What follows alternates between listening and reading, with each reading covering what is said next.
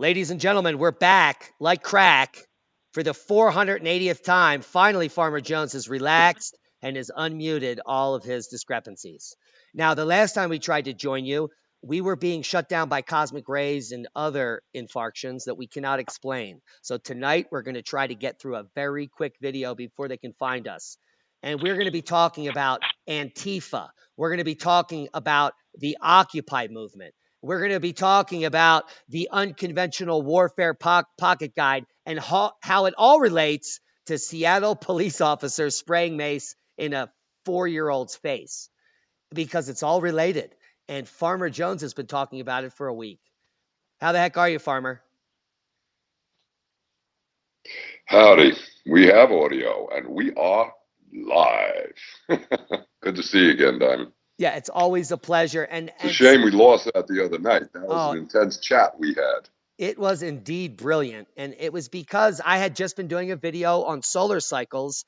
We were making some connections through my work with the Occupy movement about Yeah. a decade ago and George Soros, and also connecting it to solar activity. So what I have up on the screen here is the effects of solar and geomagnetic activity on humans.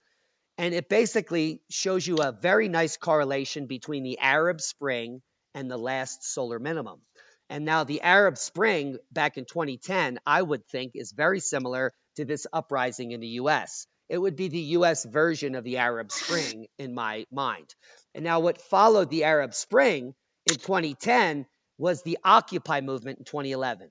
And what followed with our George Floyd riots here in America was a so-called flourish worldwide of similar movements. And now we have the autonomous zones of Seattle and other areas that are very similar to Occupy. Now, the interesting thing here, Farmer, is that all of these things had been funded by George Soros. And let's get to that.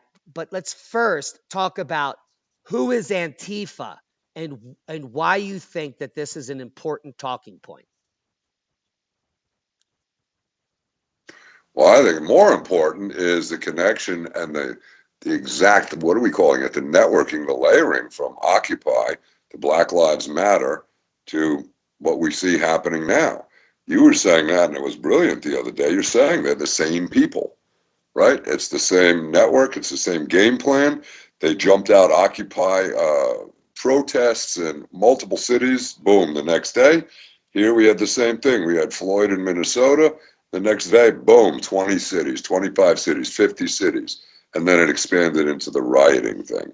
Yeah. So if you're telling me that's the same funding and the same networks and the same game plan, I think we've got a problem, Houston.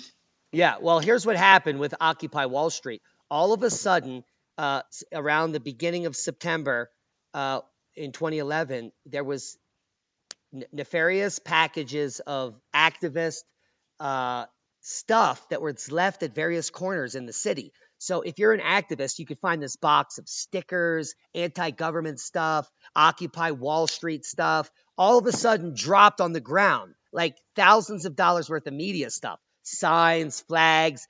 And so you could just pick it up and you are immediately are a star. You know, you're an organizer. You start handing it out. You start telling people to come to City Hall and whatnot. And so that's how that rolled out. And what we saw with the Antifa uprising was a similar thing. The only difference was there were pallets of bricks and other nefarious things laid out in these cities where marches were being organized.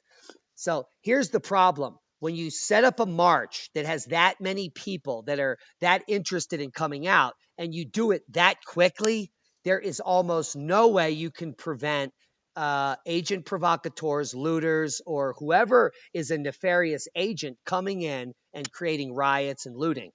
And so what you have is you have a huge group of really concerned citizens that show up and they get bastardized by these insurgent groups that infiltrate, and they really make things go bad, especially when these peaceful protests extend into the night hours.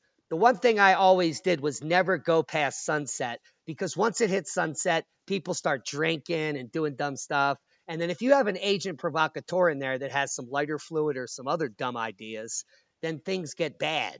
You know what I'm saying? And so we saw this exacerbated. because it's, in my opinion, that what was going on during the Occupy movement is there were these alphabet groups taking notes on what was going on so that they could actually infiltrate these future protests in a better, more effective way. Okay.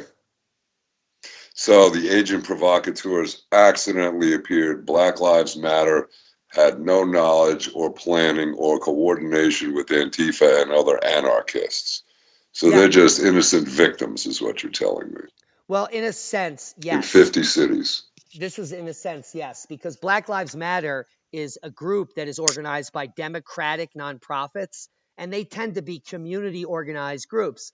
Now, they may be racist and hate white people because that's going on. I've worked in the inner cities for a long time. A lot of people are very weary of white people in these very poor communities, and I don't hold that against them because it's just a few hundred years since slavery. You know what I'm saying? So I do not hold that against them in any way. So you're allowed to be leery of white people if you've grown up in communities that are all black. I will give you that.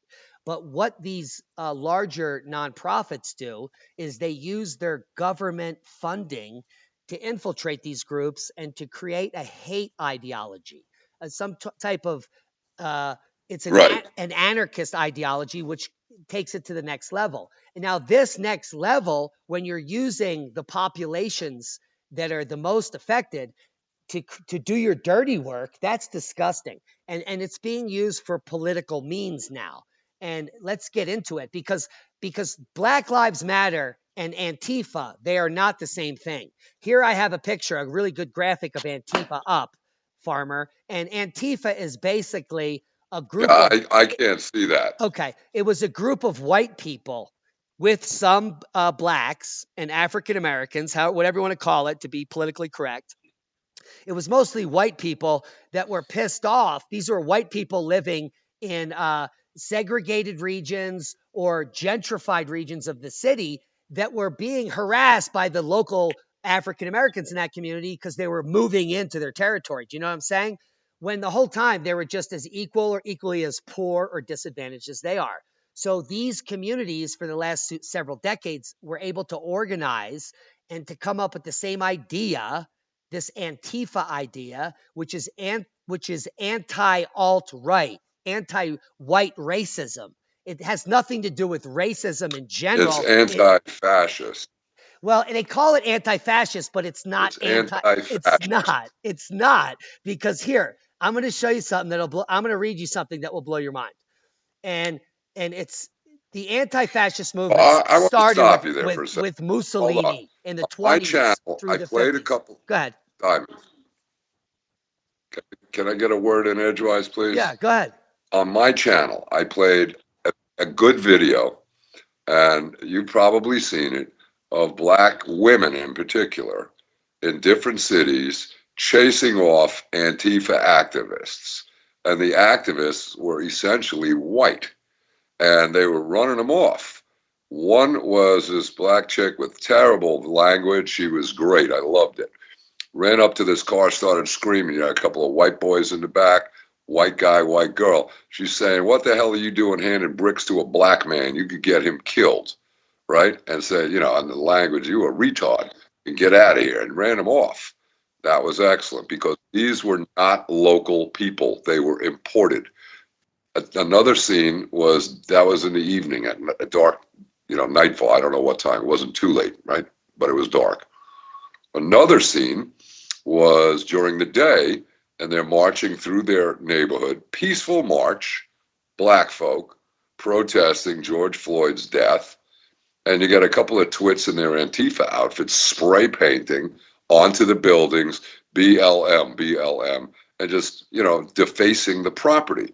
And the girl turns to him and said, "Hey, you know, you don't need to be doing that. Don't be spraying on our buildings. Don't be trashing our neighborhood. Well, we're just helping." "Oh, no, we didn't ask for your help." And she ran him off. So that was very interesting. I Yeah. don't see Antifa as what we'll call a pacifist organization. No, and In fact, this scene point. in the country, let me finish, please. In this country of Chaz, They basically acknowledge they are an insurgency, and their game is to overthrow the government of the United States. Now, how is that a peaceful protest, dude? Give me a break. I You never trying to said gaslight me here, boy? I'll no, say, no, boy. but because you talk over me and I may never interview you again, you're not listening. Antifa is the agent provocateur, you fucking prick. Black Lives Matter comes from churches. Correct. It comes from black Correct. communities that have been shafted by white people like you who don't have a fucking second to listen. So if you can listen to me and hear me out, farmer, I will finish Listen, the interview. The American Antifa I hear you. is portrayed as, and I have it up on the screen here, as a decentralized collective of individual activists who are nonviolent. Is that the biggest horseshit you've ever read? I mean, this is in a liberal rag Yes. called The Conversation. So these Antifa, they started up during Occupy. Okay. And when they started up during Occupy, we shut them down. These are the spray painters, the rock Good. throwers, the Molotov cocktail makers. And yet the media says that they are mostly nonviolent, which is complete horseshit. These are young punk assholes that grew up in rich white families, that hate their parents, that they can be, I could knock any one of them out with the one single punch. Trust me, because I've been working my whole life. These are kids that are Good. spoon fed, that barely get a Right. job for a week, get fired, and they're like, oh, the government sucks. I hate it. So, I mean, it's that opposite. What people are hearing from the mainstream media is the complete opposite of what Antifa is. And here's I'm gonna I agree. let me We screen. agree. Yeah, We agree. let me screen share Now this I with hear you. you. Yeah, let me screen share this with you, bro, and take a look at this. Tell me if you can see it. It's going to take about 10 seconds to get up there. Okay, and I'm going to Okay. describe it as it's coming up. This is a picture of Antifa organized the anti-fascist action group with their flag. And I looked at this picture. There's about 2 dozen, maybe 3 dozen people in the picture. Tell me when you can see it. And I'm going to count 1, 2, I got 3, the pic. 4, 5, 6, 7, 8, 9, 10, 11, 12, 13, 14, 15, 16, 17, 18, 20, 21, 26 white people and 2 black people right here in the front. That's it.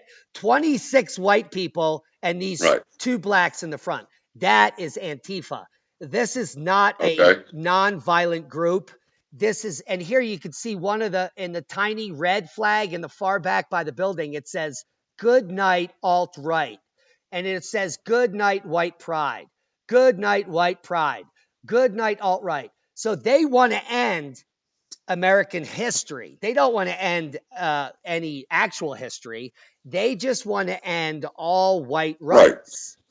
It's not the alt right per se, because Right. in the Antifa's mind, all white people are privileged, which is completely ridiculous because 50% of the white people in America live below poverty.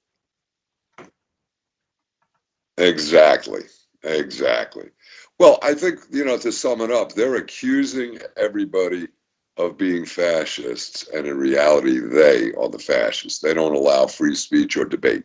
If you don't agree with them, they want to try and beat you down, and they do it like chickens because they gang up on people. They wear their masks, and at peaceful rallies, they show up with sticks, clubs, bats, water balloons filled with who knows what, and they wreck cars and burn things, right? No, That's not a peaceful group. can you So we imagine? know that. These people are urinating and pooping into buckets and then using funnels to put it into water balloons to throw it at cops. Like how And yeah, demented and exactly. sick do you have to be to, like, that's your daily thing? What I do most of my day is plant food, help other people, and try to bring up my family and my community. These people are shitting in buckets and putting it Perfect. into balloons to throw on cops. So what could go wrong there? Or just they're throwing them at regular people too. They throw them at regular people. But here's the point. Well, we'll jump over to the insurgency manual. I think Antifa is being used by the bigger powers that be, presumably Soros And I'm not sure of the relation between Soros and Black Lives Matter and the relationship of Occupy and Black Lives. Is it the same playbook, just passed over to a new, flavor of the day, or what? Let me What glean do you some think? let me glean some light on there because I was at Occupy for a while, and what I saw, I cataloged. Right. So it's all been cataloged in video. And when we found out Soros was funding this, and he was funding it through local 501c4s in each city. So he just dumps 30, 50 grand into these nonprofits that haven't seen that money. And he says, I need you to print these flyers, these posters, and get them out to the protesters. They're happy to do it because the majority of what's happening on the ground is peaceful protest. So that's how they get the political money into the Okay. protests. When Black Lives Matter is protesting, they're giving them money and signs and helping them out. So they grow their numbers. Then they send in the insurgents. Then they use this unconventional warfare pocket guide, which let me quickly give you the cliff notes here. The UW pocket guide published in April 2016 was specifically used for activities There it conducted. is. Listen, activities conducted to enable a resistance movement or insurgency to coerce, disrupt, or overthrow a government or occupying power by operating through or with an underground auxiliary and guerrilla force in a denied area. So that means that they set up the peaceful protests, they fund it, they get the people on the street to peacefully protest by the thousands, and then they coerce the insurgents or the auxiliary guerrilla force to come in and to spark the riots. That's in the pocket guide. It is protocol, and it's how you start to Exactly. destroy the infrastructure and take down the government. What do you say to that? Uh, exactly. And that's why I needed you to present this to your viewers. Because where is this guide from? This stupid guide is from 2016 from Fort Bragg. This is U.S. military guide for special operations. And special operations means creating insurgencies and insurrections in other countries to do a coup or an overthrow. And this is the manual, step-by-step discussion of how to do it. And what you just described is exactly what they're doing. And it seems like they're following this manual note for note, step by step. So the big question is, who's running this operation? Is it our continuity of government part of our government that just could just step in and take over, do a coup, and they're there? Or is it a foreign nation doing it, following our manual? My thinking is it's our own people doing it. Yeah, What do because you think? as soon as you started to talk about the good stuff, farmer, you started to get static. They're trying to block us once again. And let me just read this graphic Oh, here. no. This meme. So I'll have to repeat it. Where did No, they lose me? no, we heard it. It was just a little garbled. But it says, "Hi, I'm George Soros, a billionaire, sociopathic globalist, destroyer of economies, Yeah, I see that. cultures, and countries who posed as a German in Nazi Germany to help seize property from the Jewish community. I also wrote most liberal US policies in the US and puppet US politicians, including Clinton and Obama. I am currently funding Antifa. I funded Occupy, a terrorist group which uses justified fascist violence, supposedly and ironically, to end fascism. And now this all comes, Soros's money is coming through the Tides Foundation to the Alliance for Global Justice, which then sends out payments to groups like Action United that I used to work for, or other social justice groups around the country that are posing in the poorest communities as democratic, uh, uh, you know, saviors. These are these little, Organizers. yeah, they're social organizers that are bringing in community gardens and telling everyone to vote for Hillary Clinton. That was my experience. Let me just throw another point to prove that this manual is being used, because look up the definition of shadow government. So this was all about George Floyd, and we want justice and it's racism. Then it became defund the police, abolish the police. And who's going to take over for the police? Well, the people they have lying in wait. Could be from the feds, the JTTF. Webb thinks it's the JTTF, okay? This is fascinating. So, if not, they could bring in the Antifa people, if they're going to be the actual community, what, protective services, or are we going to bring in Hell's Angels, or what level are we going to go up to? Who's going to be the protectionist? And rather than having police, they're going to have community centers. Okay. And who do you call when your house gets robbed or burglarized and you want to file a police report and they're going to do an investigation? Interesting, right? So that whole thing is not going to work. But if they do Operation Phoenix like they did in Vietnam, the next point is they install a new police station and they fill it with their people, and any dissidents who disagree, they end up being arrested, tortured, beaten, or disappeared. Isn't that a lovely takeover? Or they get sent to the re-education camps. So this is a very serious situation and not to be taken lightly. But I put the link. Please share the link for the viewers here. And maybe this needs to get out to Trump.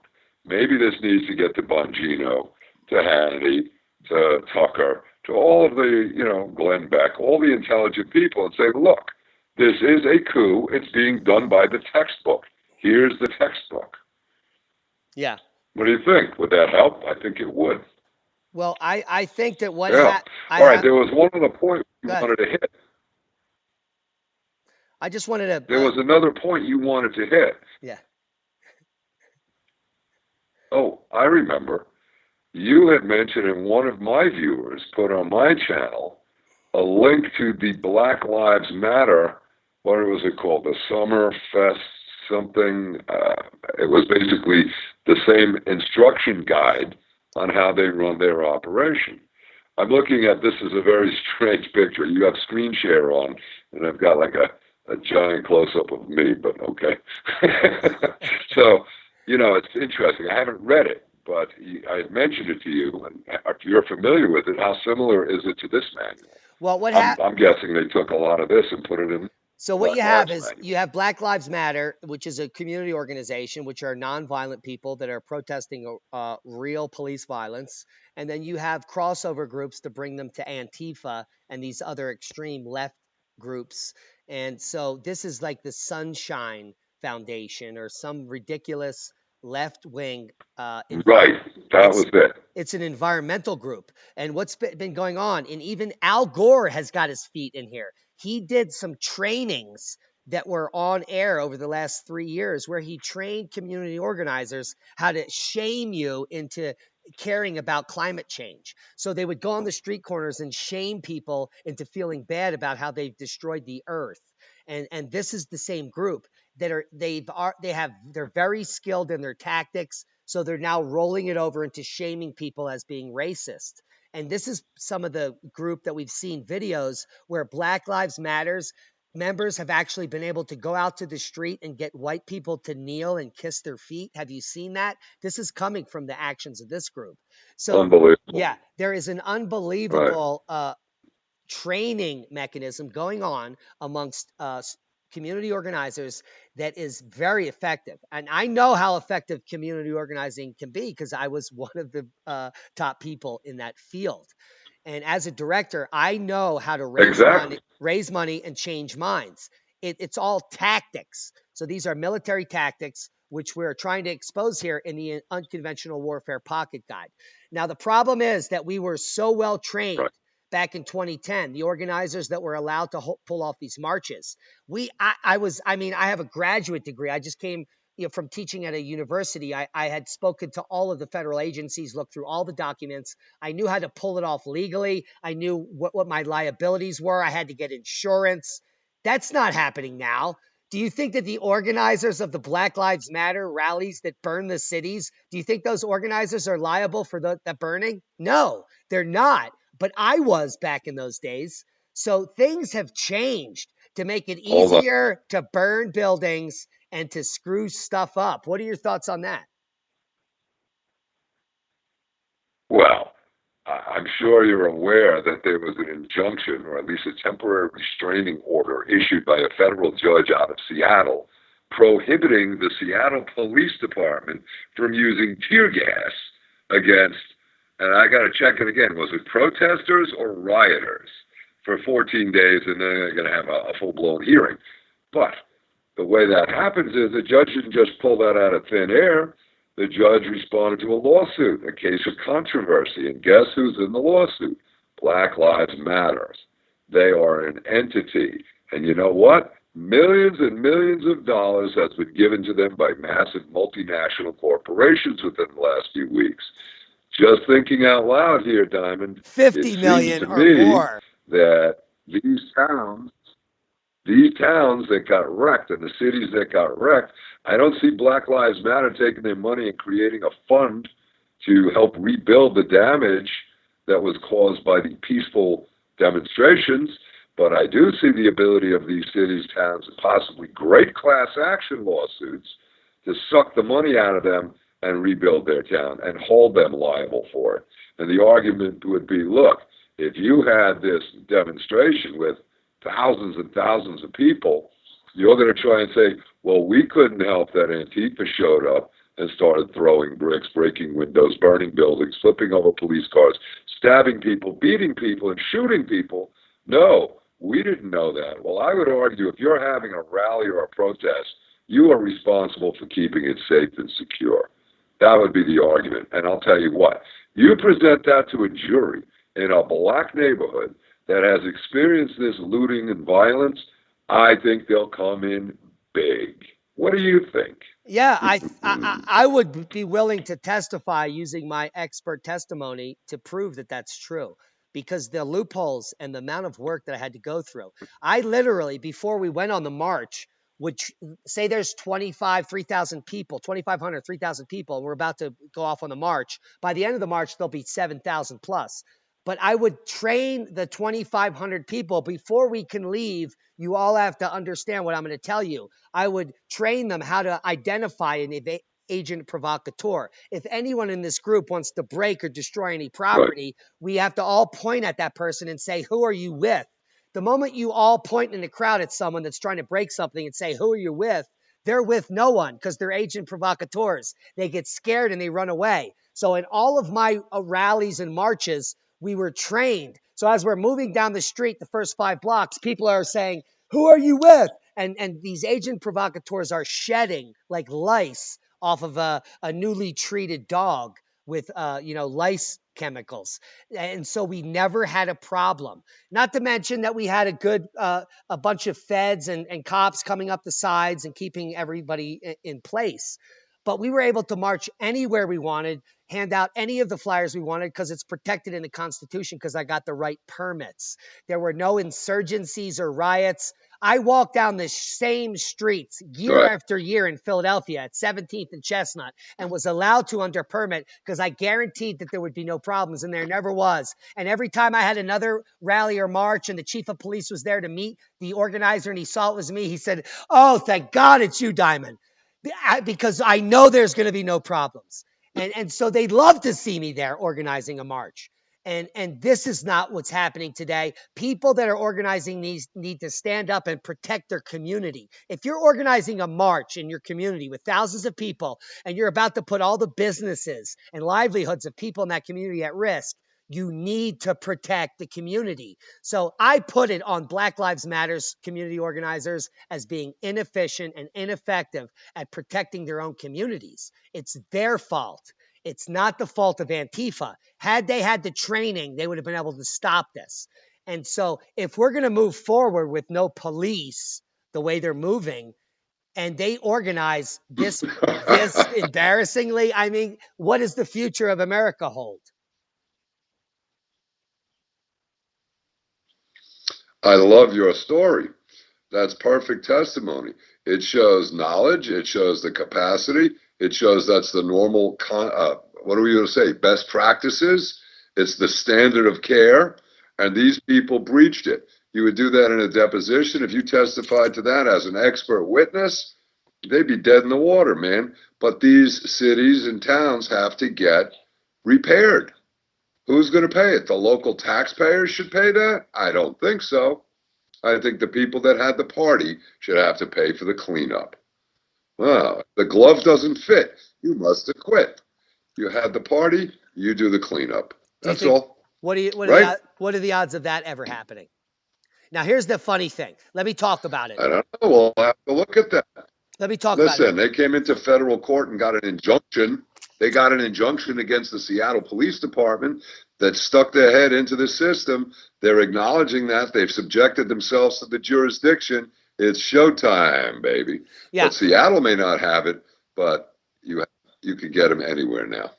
I'm telling you, this is big money. We should have lots of bloodthirsty lawyers going out and hitting them if they have the, shall we call it, testicular fortitude Yeah. to pursue that kind of a case. Well, I love it. Yeah, here's I the got to problem. add one thing. I was listening to civil. Go ahead. Go ahead. I was going to just add the fact that during Occupy, the Occupy movement, when we had an autonomous zone at Philly and in New York, people were coming and we were adding them to the fray. It was growing. The community was growing. There were thousands of people camping. We were feeding tens of thousands of people for free.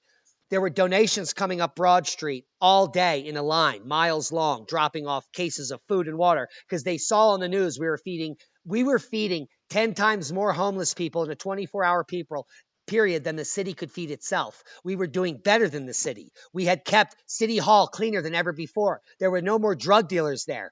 Our area was the cleanest ever kept. But what's happening in Seattle is a complete bastardization of the Occupy movement. The people that are there are not growing. They are not organizing. It is not clean. It is not safe. They are not feeding tens of thousands of people. This is simply a false narrative that they took from Occupy and they're trying to replicate using homeless people. And it's a complete farce. It is not the same thing because it's manipulated using this pocket guide. It is not Occupy. It is manufactured and paid for Occupy by George Soros. And he's using homeless people and mentally ill people to run. And there are gangs and there's a warlord there in Chaz. I mean, have you heard all this nonsense? Yeah. Yeah. It's absurd. It's laughable. And the first thing they did was ask for foreign aid. They wanted people to send soy burgers. Now, they want soy burgers. It was that virtue signaling. We're into soy. We don't want to hurt a I'll cow. tell you what, I don't know, man. we took It's hot virtue dogs, signaling. canned food, everything from food banks, and we had some of the top chefs that came to Occupy. They were cooking for 10,000 people a day. We had amazing food. We had stew. They made custom soups every morning. We had bread coming in by the thousands of loaves. None of that organizing is happening in Seattle's autonomous zone. They're begging for batteries and cell phones. People are getting raped and beat up and robbed. It's a disgrace, and it's on purpose. I agree. And the point is, they've announced their intent is to overthrow the U.S. government. And they're sitting there, they're armed, they're claiming they have, their barricades. And I heard they got shrunk down to 3 square blocks today. From what, 7? It's down to 3. So it's more manageable. And I understand the city put up cement blocks instead of the orange things. That's very, very interesting. I guess it was a negotiated space. Yeah, so they're squeezing. But yeah, you're absolutely right. They're making a farce of it, but they're not claiming any relation to Occupy. You know what I'm thinking as we're talking? I'm thinking Soros did Occupy as the first run to build the network and then say, okay, how can we tweak it? Then he did Black Lives Matter, and they did that on these various, improper police shootings. Yeah. And built up the rage in the network again. And then when this happened, boom, they activated. And I mentioned to you the last time that nonsense in New York State, including New York City, where they have the law that says only an appearance ticket for violent felonies means they don't even have to be held for a bail hearing the next day. They could be released with an appearance ticket the next day and be on the street in an hour or more, or in that time frame, wrecking more and getting picked up again and wreaking mayhem. So that means they don't have to bring in additional troops, if you want to call it that. They just keep, circulating over and over, in and out. So how does that not demoralize the police? And my suspicion and belief is that Cuomo and what's his name, de Blasio, set this up in anticipation of this kind of mayhem. either for the election or for a push for a communist takeover directed by the structure of this insurgency manual.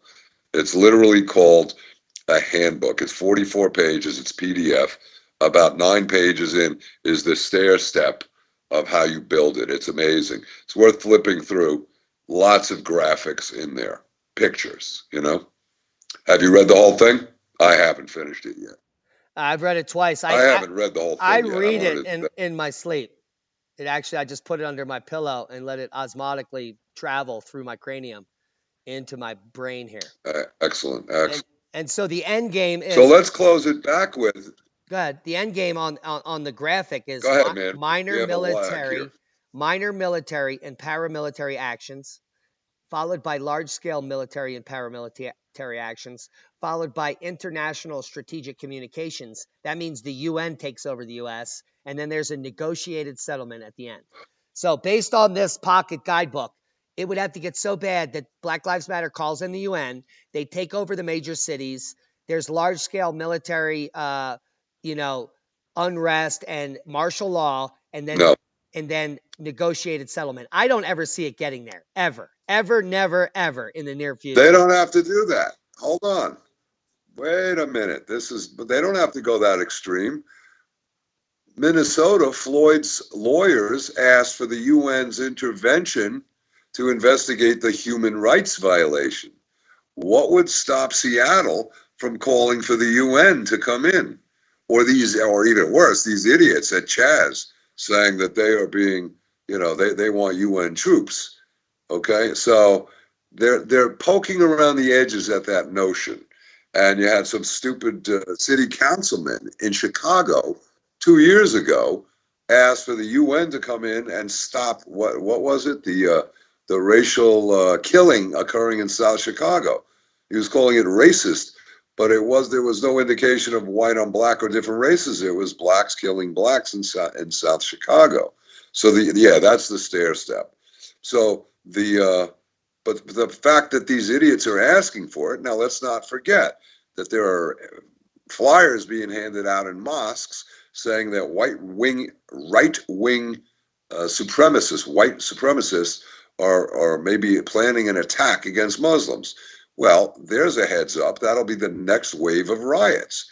You got Keith Elliston up there in Minnesota, who is pretty heavy Muslim. He's the attorney general. His son is in Minneapolis on the city council. Wouldn't it be possible that the Muslim Brotherhood spins up when somebody is attacked in a mosque by a white supremacist? Boom, now you've got riots around the country again through the same network, or maybe a different one.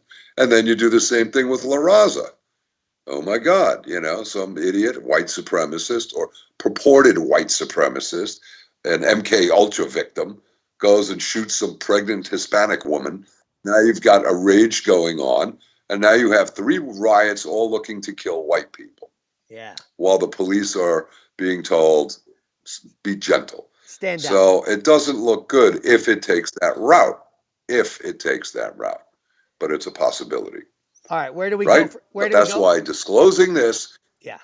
Where do we go from here? Well, disclosing this is the first step. So we know we've got their playbook, man. Yeah. And it's like on a Sunday football game. If you know their plays, you could defend. Yeah, we are too big to fail. So we implore all of you to read the 44-page PDF, the Unconventional Warfare Pocket Guidebook, and see how they're going to hit us. And you can defend against it. It's that simple. If you own a small business in a city, arm yourself, go into that business, hire a few friends, and spend the night. You need to create the security that you need to create because it is guaranteed in our Constitution. If you own private property, secure your location. The Hells Angels rolling in and taking out Antifa in Seattle, I have no problem with that. American citizens are allowed to handle other American citizens. Now, the use of these riots, because we've had Black Lives Matters, I see it going the other way as you did. And what you just predicted tonight, I've seen in visions happening in the near future. If this plays out the way you just suggested, guys, if you're listening, we just foretold this. It's in the playbook. Pretty bad. They want to get you from the left and the right. They want unrest. That is the end game. Right. The best way to destroy your enemy is have them do it themselves. So you create a civil war. Look at every country we've invaded and know that this manual has been in play for many years. Look at Afghanistan. You got tribal warfare killing themselves. Iraq, same thing. Syria, same thing. In Somalia, same thing. Where do we go? And we don't have the same thing. So they, whoever they are, is doing that to us. They want to create a civil war. They want division. They want men against women. They want black against white. They want young against old. And let's not forget this friggin' COVID thing. This has to be addressed. We can't take our eye off of that ball. It's a two-prong attack. Think of a hydra, or which is more than two. But this is like the scorpion tail in the back. We're looking at the front, and that tail is going to come whipping over in the form of a vaccine or some other more nonsense, and the media is complicit in it. So we can't take our eye off the ball. We have to disprove the COVID shit to show that it's garbage. And the whole thing has been spooled up. Event 201 laid out the plan. They're following it note for note. And worldwide, this is part of a coup. When their takeover happens, what do? They order a curfew, everybody in their houses. Well, in this case, there wasn't a shot fired. They said, oh, there's an invisible enemy. You're being locked down. Go to your house, wear your mask, stay 6 feet apart, blah, blah, blah, right? And be afraid. And a massive worldwide media blitz, which was rehearsed and discussed in depth at this event 201. And they've done it. Flood the message and full spectrum dominance. And that's what we've been hearing. Nothing but that crap for 6 months. Now, is that Smith Munt or is that the pharmaceuticals coming in? And as you know, we discussed last time, Smith Munt is the ability of the CIA to run propaganda domestically. And they could do it, what is it called, foreign, internationally already. But is it them running this, pushing the Smith Munt propaganda, or is it pharmaceutical pushing it here in the U.S. through what? Economic extortion from all of the media. They'll pull their advertising unless they are friendly to them. I listened to Bobby Kennedy Jr., and he said that Anderson Cooper and what's her name, Erin Burnett and Lester Holt, all three of these guys are sponsored by individual pharmaceutical companies. Who heard of that? That's crazy. How do you have a so-called newscaster sponsored by a third party? Wow. So we're under siege. Politicians are sponsored by multinational corporations. The globalist agenda has been laid out over a decade ago. We saw Agenda 21, followed by Agenda 2030. What you're seeing with the Smith-Mundt Modernization Act, genetically modified organisms, the COVID-19 pandemic, and the shutdown and the supposed contamination of meat plants is a shift towards the globalist agenda of plant-based foods, big ag and big pharma coming together and polluting the planet with their sick food, keeping you sick and compliant, keeping you stupid. It started in the 50s, putting fluoride in water when there was no scientific efficacy for doing that. And still today, we have hundreds of documents, peer-reviewed papers that say fluoride causes people to be more complacent and have cognitive diminution and other problems, calcification of the pineal gland, which leads them to be less spiritual. This is all the ploy to cause this civil war, to get global control, to make you a slave like you've never been before. 1984, I mean, it has been talked about time immemorial. A Brave New World was the first manuscript to the future we're living. And if you can't hear what we're saying, you need to start reading books that were written 7 decades ago. Farmer Jones is no slacker. He is a genius who is now incorporating all of his wisdom and all of his lifetime experience as a lawyer. And most lawyers are scumbags, but those scumbags learn stuff. Were you a scumbag lawyer, Farmer, or were you a good guy? Good guy. I actually gave a shit. Far and few between. I got to give you 2 bits of good news. I've got to give you 2 bits. Well, one of bad news on the globalist takeover, this whole thing with the food, may be intent to starve us out. If you look at the Bolsheviks and what they did in Ukraine, they were starved out like 40 to 60 million people. That wasn't an accident. Maybe that was the poke here was with the meat plants and the supposed COVID infections. That got shut down. We'll see how that goes, but be aware. Yeah. This is the good news. I listen to Sybil Edmonds, and I got to give her a plug because I signed up for her Patreon, and she really revealed Gladio, the Gladio program, which is the overthrow program, Gladio B and Gladio C, and she's saying this is Gladio C. Yeah. She's been yeah, is what's happening right here. And she just did a little short blurb and was saying that, and it's on her Newsbud channel if you can't find her on YouTube. But the thing is, um, she was saying that truckers are saying they're not going to make deliveries to these un-American zones. The police are resigning in these un-American zones. Now we look at that in the big picture and say, oh my God, what happens if the police quit? But if they quit in these crazy zones and the trucks don't deliver goods in the crazy zones, it might be a very interesting reaction. I Wow. think the public might pull their heads out of the sand and wake up Yeah, well, we say they pull and their heads out demand of their asses. accountability of There's a their loud supposed. popping noise, and that may happen. If they starve out the Democratic cities, that would be just icing on the cake, in my opinion. The very people that started the insurgencies will be the very people that starve to death while they eat their neighbors. Always a pleasure talking to you, Farmer Jones. Check out Farmer Jones on YouTube at his YouTube channel, Farmer Jones. 9.46 subs. Let's get him to 10,000 subs by this weekend. Do it now. This video is going to be up and people are going to be watching it for That would be days. great. How about some final words and maybe what we will talk about Please next? put that link in, Diamond. Which one? Smack that link to this manual. People need to Oh, move yeah. this around, share it with people. Yeah, I was at Walmart today, and some woman online, you're going to love this, a little story. Woman online behind me says, yeah, there's all kinds of craziness going on out there. I said, yeah, feels like an insurgency, right? She goes, yeah, it sure does. I said, well, it actually is. And it's a textbook operation run out of the unconventional warfare manual, special ops. And I told her, she said, well, it sounds right. So I said, go check my channel. I have the download. So, Diamond, you put it up and we are rolling now. Oh, Right? yes. Everyone, check out the Thank you for Unconventional having me, man. Warfare Pocket Guide. Download it. Check out Farmer Jones. Subscribe to the channel. We'll talk to you soon. And as always, Farmer Jones, be safe because they're coming for us. Thank you, sir.